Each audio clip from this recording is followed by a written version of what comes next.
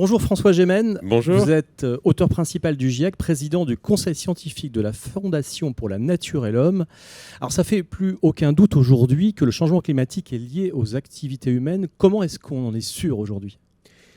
On en est certain parce qu'on peut en réalité comparer le changement climatique actuel à des sortes de modèles tests. On peut simuler ce que serait le climat aujourd'hui sans l'impact des activités humaines. Et c'est comme ça qu'on peut mesurer que la hausse de température actuelle est intégralement attribuable aux activités humaines. Elle n'aurait tout simplement pas eu lieu si nous n'étions pas sur la planète. D'accord, oui, c'est ce qu'on a vu notamment dans le dernier rapport du GIEC.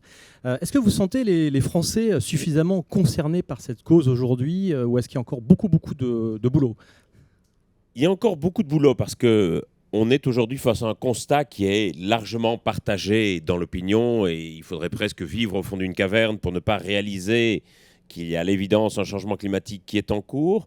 Mais je pense que nous sommes trop naïfs en imaginant qu'une connaissance du phénomène va immédiatement déclencher l'action. Et donc, les Français sont concernés au sens où la grande majorité d'entre eux, environ 85%, se disent tracassés, voire anxieux à cause du changement climatique. Mais pour autant, on sent bien que lorsqu'il s'agit de passer à l'action, là, il y a encore beaucoup de blocages à lever. Et vous considérez notamment, je crois l'avoir lu en tout cas dans un journal, que les Français sont encore trop finalement drogués au plastique. Il est certain que c'est le cas non seulement des Français, mais de l'ensemble des habitants de la planète. Et malheureusement, ça va plutôt en s'accentuant. Il est certain qu'aujourd'hui, la plupart des objets qui nous entourent sont constitués de plastique et donc aussi constitués de pétrole. D'accord.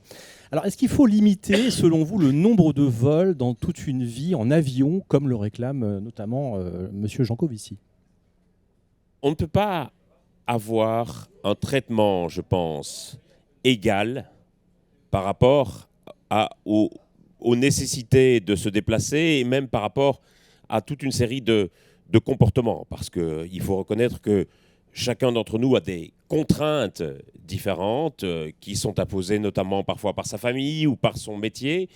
Et donc, moi, je suis par principe assez hostile à toute solution autoritaire sur les questions d'empreinte carbone ou de lutte contre le changement climatique. À la fois pour des questions de principe, parce que je pense qu'il y a un glissement dangereux si nous arrivons à concevoir des solutions de plus en plus autoritaires au nom de la lutte contre le changement climatique, et aussi pour une raison très pragmatique, simplement parce que ça ne fonctionnera pas.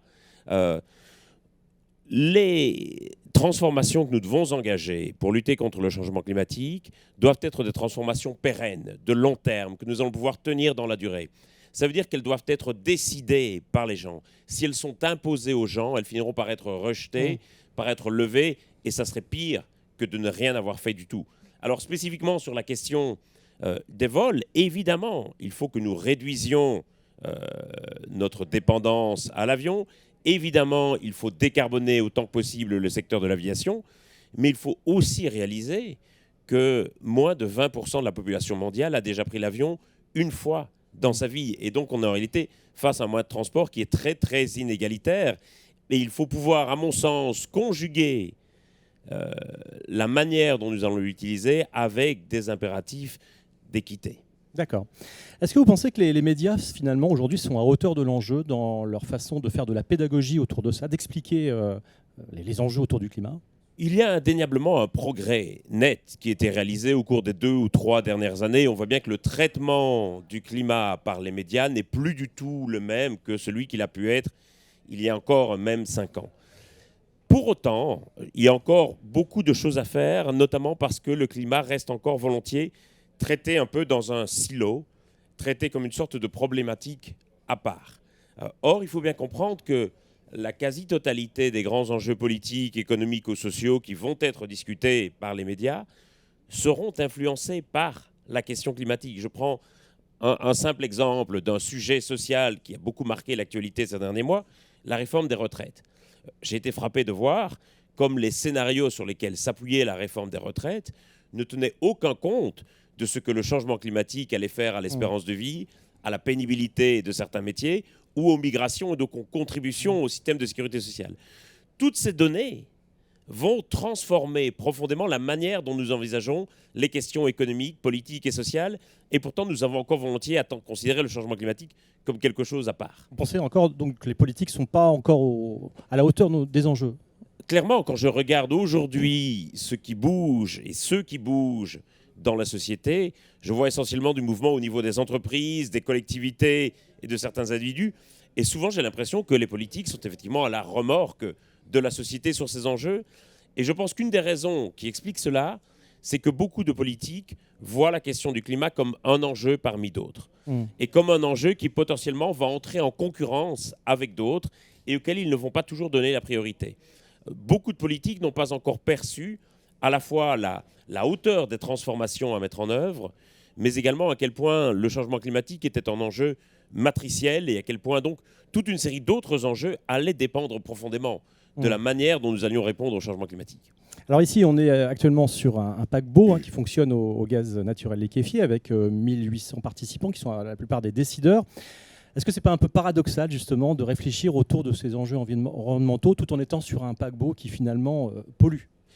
Bien entendu, mais il est sans doute encore plus paradoxal de discuter du changement climatique entre blancs privilégiés alors que nous serons finalement moins affectés que les premiers concernés qui ne participent pas à cette conversation.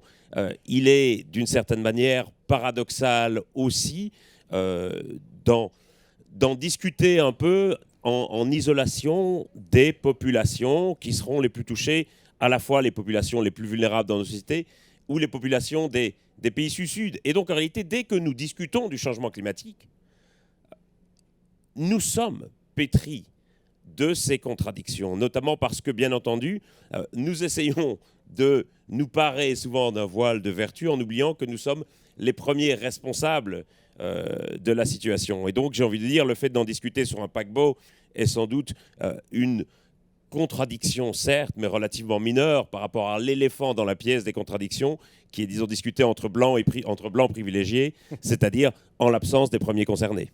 Merci beaucoup François Gemène d'être venu nous voir sur ce talk. Merci. Avec plaisir.